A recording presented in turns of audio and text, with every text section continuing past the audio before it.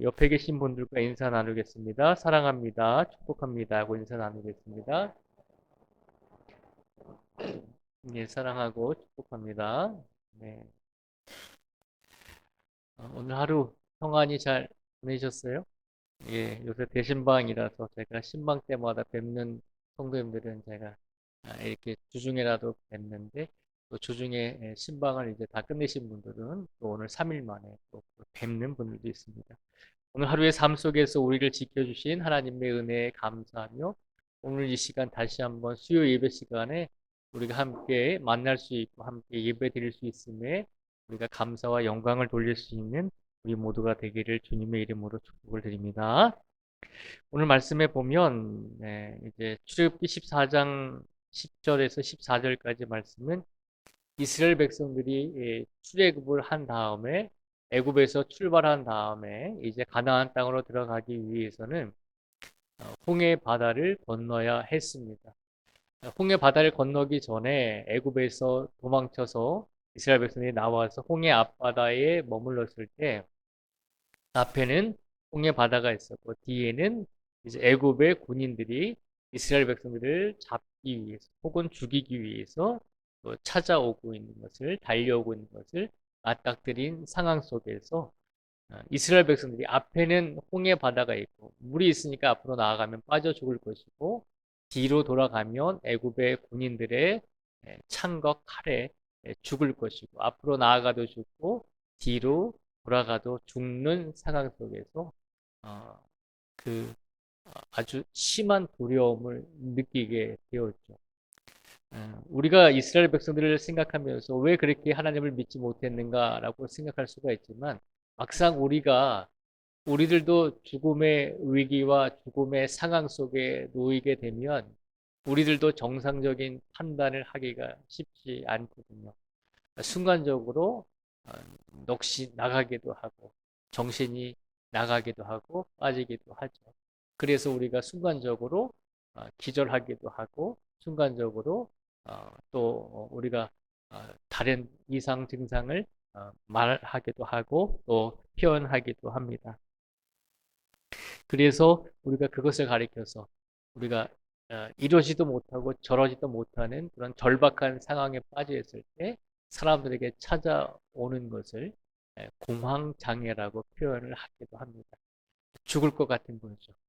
공황장애가 일어나면 죽을 것 같은 짧은 시간이지만 공황장애는 보통 10분에서 30분 사이에 끝난다고 하는데 발작이 일어나면 그 순간만큼은 숨도 제대로 못 쉬고 내가 아무것도 할 수 없는 그런 연약한 절박한 상황에 빠져 있을 때 죽을 것 같은 그런 상황이 다가오게 되는 것이죠.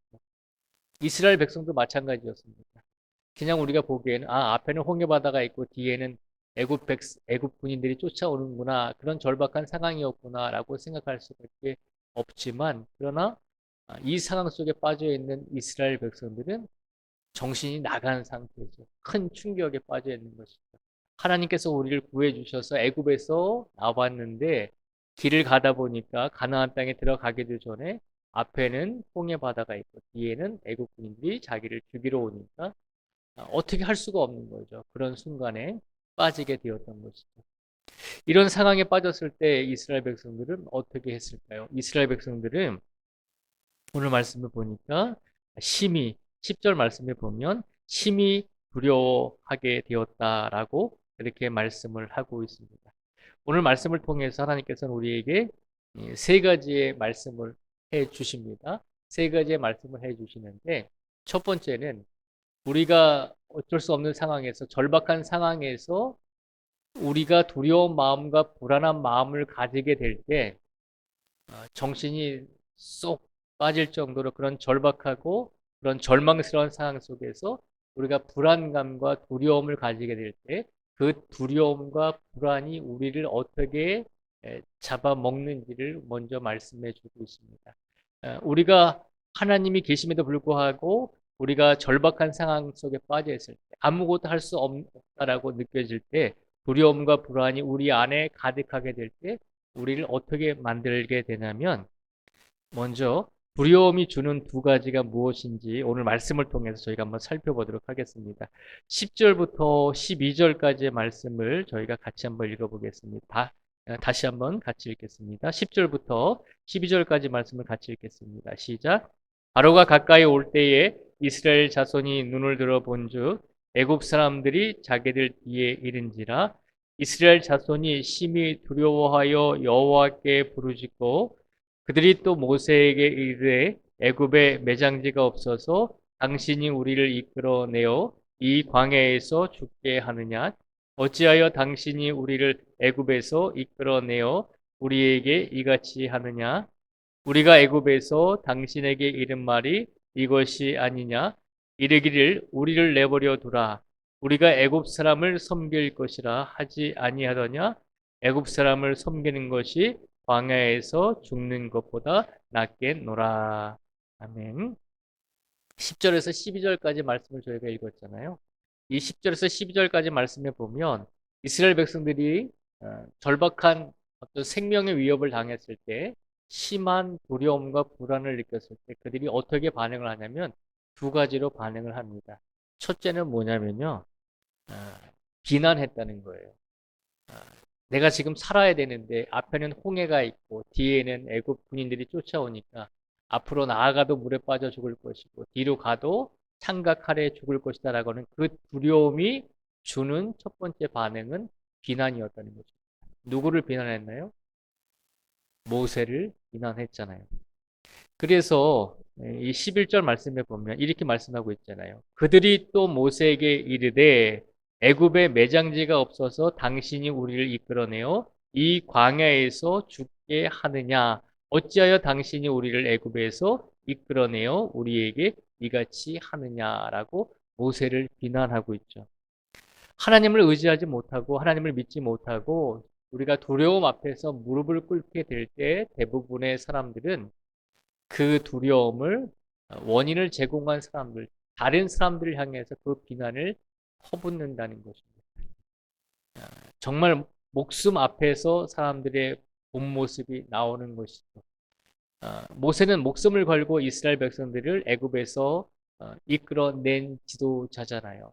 그래서 모세와 아론이 없었으면 이스라엘 백성들이 계속해서 애굽에서 노예 생활을 하고 있었을 텐데 모세는 자신이 이제 애굽으로 돌아가면 죽을 수도 있다는 것을 알고서도 이스라엘 백성들을 구원해 주기 위해서 갔잖아요. 그럼에도 불구하고 이스라엘 백성들이 심한 두려움과 불안함을 느낄 때 그들이 첫 번째 했던 행동은 모세를 비난하는 거였다는 것이죠. 오늘 시간 우리가 하나님을 의지하지 않고 두려움과 불안으로 우리가 마음이 가득 차게 되면 우리들도 다른 사람을 먼저 비난할 수 있게 된다는 것입니다. 당신 때문에 이렇게 됐어. 혹은 너 때문에 이렇게 됐어. 라고 하는 비난의 마음이 우리에게 들어올 수 있다는 것입니다. 그래서 두려움이 주는 첫 번째의 좋지 않은 것은 우리에게 다른 사람을 비난할 수 있게 만드는 실수와 죄를 범하게 된다는 것입니다.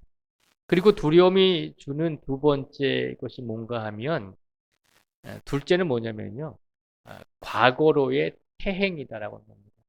퇴행이라고 하는 것은 이제 뒤로 돌아간다는 것이죠. 그런데 어디로 돌아가냐면 과거의 시간으로, 과거의 상황으로 돌아간다는 것이죠.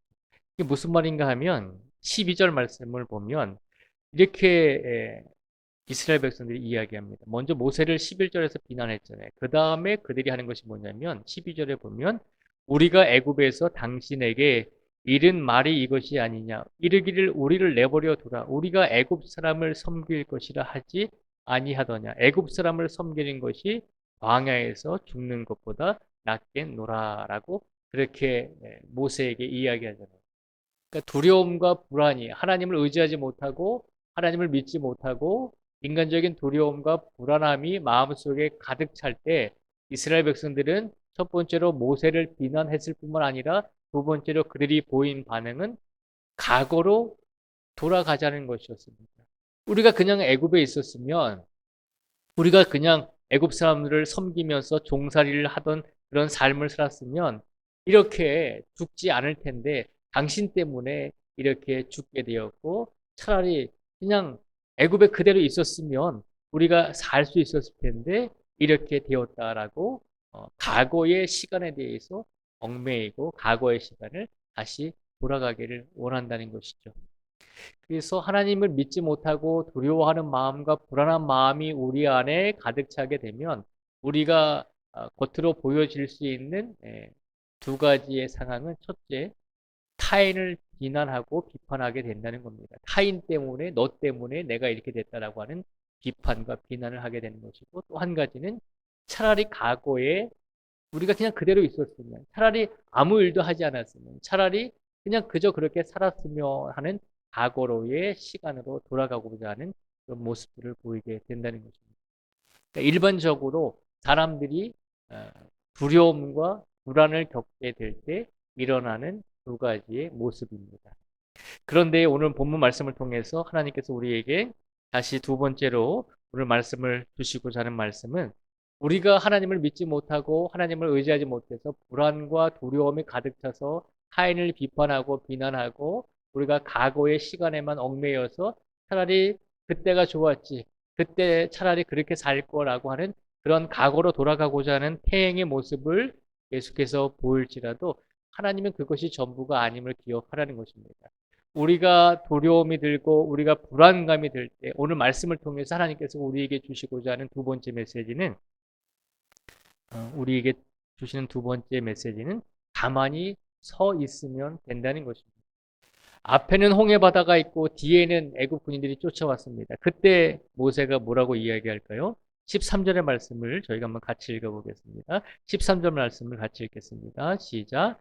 모세가 백성에게 이르되 너희는 두려워하지 말고 가만히 있어서 여호와께서 오늘 너희를 위하여 행하시는 구원을 보라.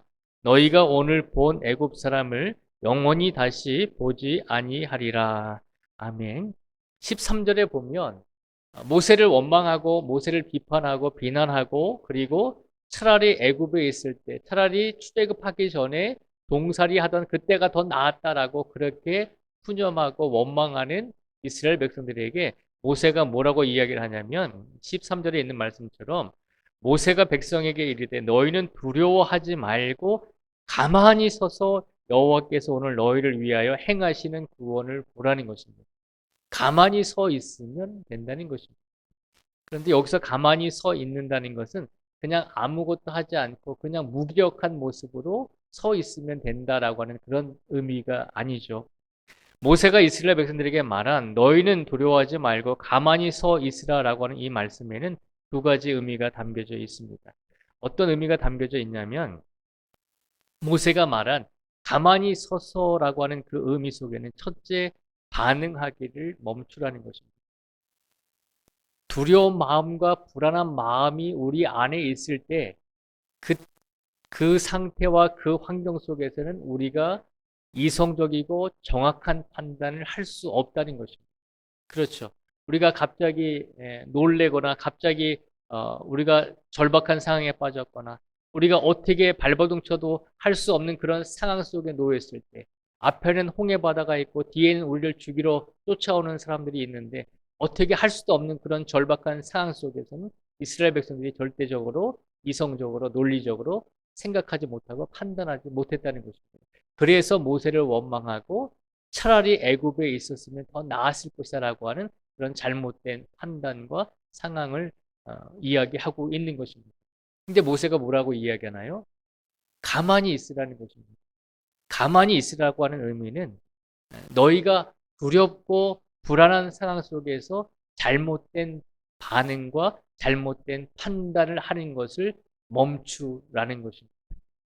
사람에게 공황장애가 일어났을 때 다른 말로 패닉에 빠졌다고 이야기하거든요. 어떤 절박한 상황 속에 빠져 있을 때 공황장애를 겪는 사람들이 곧 죽을 것 같은 그런 상황이 갑자기 찾아오게 된다는 것이죠. 숨도 가빠지고 심장도 빨리 뛰고 내가 어떻게 이 상황이 정말 죽을 것 같은 상황이 올 때 대처할 수 있는 방법은 그 상황이 분명히 지나갈 것이다라고 하는 것을 기억하라는 것입니다.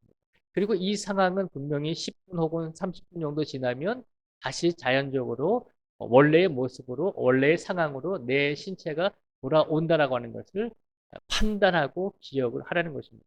그런 상황 속에서 그런 생각을 하지 못하고 내가 곧 죽을 것 같다. 내가 곧 숨이 멎을 것 같다라고 하는 그런 절박한 생각과 그런 상황만 하게 되면 결국에는 더 큰 화를 입게 될 수 있다는 것입니다. 그래서 오늘 모세는 말합니다. 이성적인 판단과 이상적인 어떤 생각을 하지 못하는 이스라엘 백성들에게 가만히 서 있으면 된다는 것입니다. 너희가 불완전하게 정말 이성적으로 생각하지 못하고 논리적으로 판단하지 못한 이 상황 속에서 가만히 있으라고 하는 것입니다. 반응하기를 멈추라는 것입니다. 그리고 가만히 서서 있어라라고 하는 그 말은 너희의 시선을 옮기라는 것입니다. 이 13절 말씀에 보면 모세가 그렇게 이야기하죠. 너희는 두려워하지 말고 가만히 서서 여호와께서 오늘 너희를 위하여 행하시는 구원을 보라는 것입니다. 가만히 서 있으라는 말은 아무것도 하지 말고 나태한 모습으로 있으라는 것이 아니잖아요. 너희의 잘못된 생각을 멈추고 보라는 것입니다. 하나님의 구원을 볼 수 있어야 한다는 것입니다. 우리의 시선을, 이스라엘 백성들 너희들의 시선을 하나님께서 너희를 어떻게 구원하시는가, 그 행하시는 구원의 모습을 향해서 너희의 시선을 돌리라는 거죠. 오늘 이 시간 우리가 삶을 살아갈 때 우리가 절박하고 힘들고 두렵고 불안한 상황 속에 있을 때 우리가 이성적으로 잘못된 판단을 하거나 우리가 이성적으로 논리적으로 잘못된 생각을 하지 못해서 우리가 절박한 상황에 빠져 있을 때 그때 하나님께서는 우리에게 말씀하십니다. 우리가 잘못된 생각하는 것을 멈추고 우리의 시선을 우리가 절박한 가운데서도 우리를 하나님께서 어떻게 구원해 주시는지를 그것을 볼 수 있는 시선을 이끌어내라는 것입니다. 오늘 이 시간 하나님께서 우리에게 주시는 두 번째 메시지는 바로 거기에 있습니다. 삶을 살아가다 보면 절박하고 숨이 멈추는 그런 상황들도 우리에게 올 수도 있을 것입니다. 그럴지라도 우리의 시선은 하나님께서 그런 상황 속에서 우리를 어떻게 구원해 주시는지를 볼 수 있는 믿음을 간직해야 된다는 것입니다. 제가 종종 말씀을 드리지만 제가 살아오면서 한 두세 번 정도 죽을 고비를 넘겼다고 말씀을 드렸잖아요. 청년 때 제가 산에 이제 서울의 도봉산이라고 있는데 거기에 올라갔다가 등산로로 가야 되는데 꼭 등산로를 가지 않고 다른 길로 가는 사람들이 있잖아요. 호기심에 있어서 다른 길로 갔다가 큰 바위가 있어서 좀 더 좋은 전경을 보려고 뛰어내렸다가 그 큰 바위가 움직이는 바람에 제가 도봉산 그 어, 바위죠. 암벽들이 많은데 거기서 계속 굴러 떨어졌거든요. 굴러 떨어지는데 제가 스스로가 몸을 제어할 수가 없는 거예요. 생각은 있죠. 아, 내가 멈춰야 되는데 라고 하는데 몸은 계속 굴러가는데 스스로가 제어가 안 되는 것이죠. 그때 어떻게 했을까요? 예, 제가 종종 말씀을 드리지만 그 찰나에 넘어지는 찰나에 20살 보자 그 인생의 모든 삶이 그냥 필름 지나가듯이 확 지나가면서 그 순간에 제가 할 수 있었던 것은 그냥 하나님밖에 없었다는 거죠. 예수님 도와주십시오라고 하는 말밖에 할 수밖에 없었다는 것이죠. 그렇게 굴러가다가 제 후배들이 같이 갔던 일행들이 저 형이 이제 죽겠구나라고 이제 생각을 했다고 그래요. 근데 계속 굴러가다가 하나님의 은혜로 그래도 거의 이제 떨어지기 전에 바로 조금 평평한 곳이 있어서 그곳에서 딱 멈추게 하셨다는 것을 제가 종종 말씀을 드렸습니다. 그리고 또 한 가지는 제가 이제 부교육자 생활을 하고 마지막으로 이제 신방을 이제 강원도 양양에 있는 장례 신방을 갔다가 돌아오는데 교회 차를 타고서 성도들을 태우고 한가득 태우고서 돌아오는데 터널에 진입을 했는데 100km 뭐 100 이상으로 시속을 밟았죠.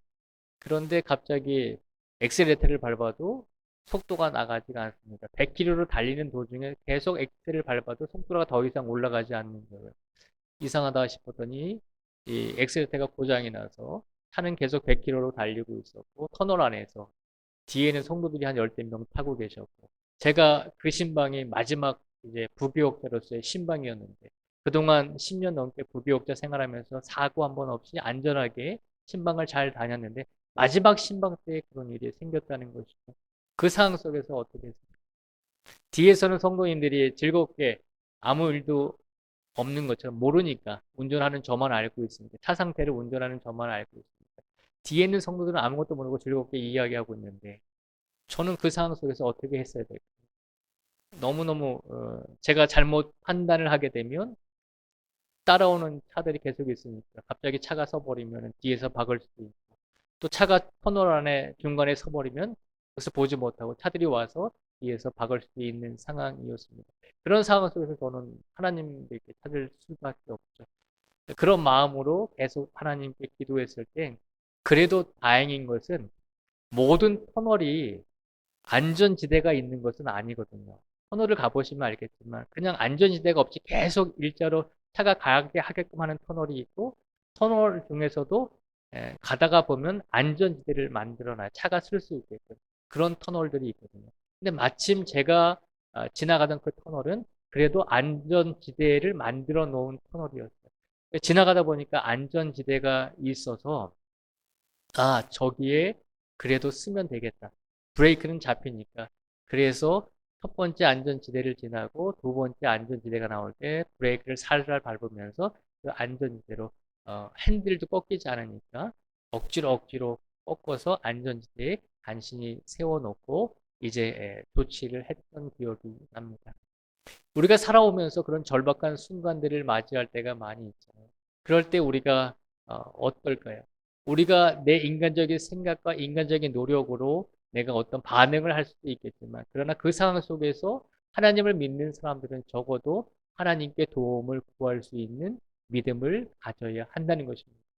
하나님 도와주십시오라고 하는 믿음과 간절함으로 하나님께 아뢰면 하나님께서는 그 순간에 그 찰나에 너무너무 짧은 그 순간에 눈 한번 깜짝할 그 시간에 하나님께서는 우리가 살 수 있는 방법과 지혜를 주셔서 우리로 하여금 안전한 곳으로 인도해 주신다는 것을 저는 이제 경험을 통해서 몇 번 깨닫게 되었습니다. 마찬가지죠. 이스라엘 백성들이 앞에는 홍해 바다요, 뒤에는 애굽 사람들이 쫓아올 때 앞으로 가면 물에 빠져 죽을 것이고 뒤에 가면 칼과 창에 찔려 죽을 터인데 그것은 사람을 환장하게 만드는 것이거든요. 정상적인 사람들도 그런 상황이 되면 이 멘탈이 정신이 나가버리잖아요. 그런데 모세가 뭐라고 이야기하나요? 가만히 서서 너희의 시선을 옮기라는 것입니다. 하나님을 바라보라는 것입니다. 그 짧은 순간에 모세가 두 가지를 얘기했습니다. 가만히 서서 있어라. 그러면 너희의 생각과 잘못된 판단을 하는 것을 멈추고 그리고 너희를 하나님께서 어떻게 구원하시는지를 보라는 것입니다. 모세는 그 짧은 찰나에 그것을 이스라엘 백성들에게 말하고 있는 것입니다.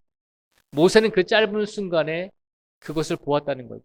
우리가 잘못된 생각과 판단을 하고 있구나. 하나님께서 우리를 어떻게 구원해 주실지를 우리가 봐야 되는데 이스라엘 백성들이 두려움과 불안감에 쌓여서 지금 나를 비판하고 오히려 애굽에 있었으면 더 낫겠다라고 하는 그런 말들로서 하나님을 욕보이고 있구나라고 하는 것을 알게 되었다는 것이죠. 그래서 모세는 이스라엘 백성들에게 가만히 서 있으라고 그렇게 부탁을 한 것입니다. 오늘 말씀에 나오는 가만히 서 있는다라고 하는 의미는 두 가지임을 기억하시기 바랍니다. 우리가 잘못된 판단과 잘못된 반응을 하는 것을 멈추라는 것입니다. 그리고 또 한 가지는 하나님께서 우리를 어떻게 구원하시는지를 보라는 것입니다. 우리의 삶 속에서 힘들고 어려울 때 절박한 상황을 만났을 때 우리가 믿음을 가지고 믿음의 판단을 하시고 그리고 우리의 시선을 하나님께서 우리를 어떻게 구원하시는지를 믿음의 눈으로 분별해낼 수 있는 그리고 하나님께서 우리를 어떻게 구원하시는지를 그 구원의 손길을 바라볼 수 있는 우리 성도들이 되기를 주님의 이름으로 축복을 드립니다.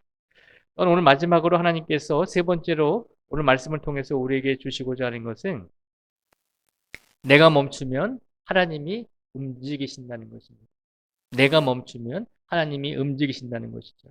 14절 말씀을 저희가 한번 보겠습니다. 14절 말씀을 같이 읽겠습니다. 시작. 여호와께서 너희를 위하여 싸우시리니 너희는 가만히 있을지니라. 아멘. 모세가 14절을 통해서 말씀하잖아요. 여호와께서 너희를 위하여 싸우시리니 너희는 가만히 있을지니라 라고 말씀하고 있습니다. 14절 말씀을 거꾸로 읽어보면 어떻게 되죠? 너희는 가만히 있을지어다. 그러면 여호와께서 너희를 위하여 싸울 것이다 라고 하는 의미가 되잖아요. 모세는 오늘 말씀을 통해서 이스라엘 백성들에게 하나님의 말씀, 세 번째 말씀을 주십니다. 내가 멈추면 하나님이 움직이신다는 것을 이스라엘 백성들에게 일깨워주고 있는 것입니다. 너희가 가만히 있어라. 너희가 가만히 있으면 여호와께서 너희를 위하여 싸우실 것이다 라고 하는 말씀을 선포하고 있는 것입니다. 오늘 시간 하나님께서 오늘 말씀을 통해서 우리에게 주시는 세 번째 메시지는 그것입니다. 우리가 앞에는 홍해 바다요, 뒤에는 애굽 군인들이 쫓아오는 그런 절박하고 정말로 목숨의 위협을 당하는 그런 순간이 우리에게 찾아올지라도 가만히 서서 하나님께서 우리를 대신해서 싸워주시는 그 하나님의 능력을 믿으며 기다리라는 것입니다. 우리가 나서면, 우리가 생각하고 나서면 우리가 일하는 것이 되지만, 그러나 우리가 기도하고 우리가 멈추고 우리가 가만히 있으면 하나님께서 우리를 대신해서 싸워주시고 하나님께서 우리를 대신해서 이끌어 주신다는 것입니다. 그것을 믿음으로 확신할 수 있는 우리 모두가 되기를 주님의 이름으로 축복을 드립니다. 세상을 살아가다 보면 억울한 일들이 많이 있죠. 평상시에는 우리가 교회를 다니는지 안 다니는지 관심 없는 세상 사람들도 어떤 이권에 관한 문제가 이제 우리와 함께 겹쳐지게 되면 너는 교회 다니지 않느냐, 너는 예수님을 믿지 않느냐, 예수님을 믿는 사람이 이렇게 하면 되냐, 네가 좀 손해를 봐야 되지 않느냐라고 우리에게 그렇게 요구할 때가 있습니다. 우리가 교회 다니고 우리가 신앙생활 하는데 도움을 준 건 없잖아요.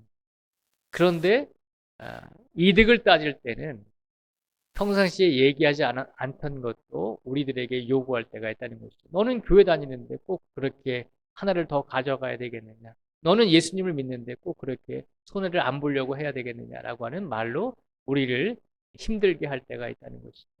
그리고 그것뿐만이 아니잖아요. 우리가 정말로 억울한 일을 당할 때도 있고 괴로운 일을 당할 때도 있잖아요.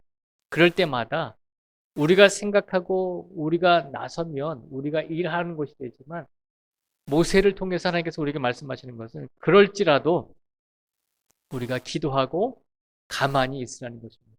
무기력하게 가만히 있으라는 것이 아니라 기도하고 하나님께서 우리를 대신하여 싸워 주실 것이다라고 하는 믿음과 확신을 가지고 하나님께 모든 것을 맡길 수 있는 성도가 되라는 것입니다. 그러면 어떻게 하나요? 하나님께서 가만히 있는 우리를 대신해서 가만히 있으면서 하나님께 모든 것을 맡기고 의지하는 우리 성도들을 대신해서 하나님께서 대신 싸워 주신다는 거죠. 그래서 오늘 말씀을 보면 세 번째 이 말씀을 통해서 우리에게 주시는 것은 하나님을 온전히 바라보며 가만히 서 있을 때 홍해의 기적이 일어났다는 것을 오늘 말씀을 통해서 기억하라는 것입니다. 이스라엘 백성들이 어떻게 할 때 홍해가 갈라졌나요? 이스라엘 백성들이 바다에 있는 홍해 바다에 있는 물을 갖다 막 빼냈나요? 그렇지 않잖아요. 그들이 배를 타고 가서 홍해 바다를 열심히 물을 저었나요? 그럴 때 배를 타고 나아갈 때 홍해 바다가 갈라졌나요? 그렇지 않잖아요. 모세가 말한 대로 처음에는 두려움과 불안감 때문에 모세를 비난하고 비판하고 우리가 과거의 애굽에 살던 때로 다시 돌아가자라고 하는 어떤 과거의 시간으로서의 어떤 태행을 보이면서 그렇게 하나님을 원망하고 하나님께 울부짖었지만 그러나 그런 순간에도 모세가 가만히 서서 하나님을 바라보라라고 했을 때 비로소 모세의 말을 듣고서 가만히 서서 하나님의 말씀을 바라보며 하나님께서 행하시는 구원의 은혜를 바라보고자 서 있었을 때 하나님께서는 모세를 통해서 홍해의 바다가 갈라지는 기적을 보여주셨다는 것입니다. 이스라엘 백성들이 가만히 있었을 때 자신의 생각과 자신의 노력대로 홍해 바다를 건너려고 한 것이 아니라 모세의 말씀대로 하나님을 의지하고 가만히 있어서 하나님의 은혜를 기다렸을 때 결국 그때 하나님께서 홍해의 바다를 갈라주셨다는 것입니다. 오늘 말씀을 통해서 하나님께서 우리에게 세 번째로 주시고자 하는 말씀은 우리가 삶을 살아가면서 불안하고 두려운 상황이 우리에게 닥쳐올지라도 이성적인 판단을 할 수 없고 우리가 논리적인 판단을 할 수 없는 그런 상황이 우리에게 갑작스럽게 닥쳐왔을지라도 하나님께서 우리를 이끌어 주실 것이라고 하는 믿음과 확신을 가지고 하나님의 은혜와 구원을 바라볼 수 있는 성도가 되기를 하나님께서 우리에게 바라고 계신 줄 믿습니다. 그 믿음을 가지고 이번 한 주간을 살아가시고 그 믿음을 가지고 우리에게 주어진 남은 인생의 시간을 살아가실 수 있는 우리 모두가 되기를 주님의 이름으로 축복을 드립니다. 마지막으로 분명히 말씀을 기억하시기 바랍니다.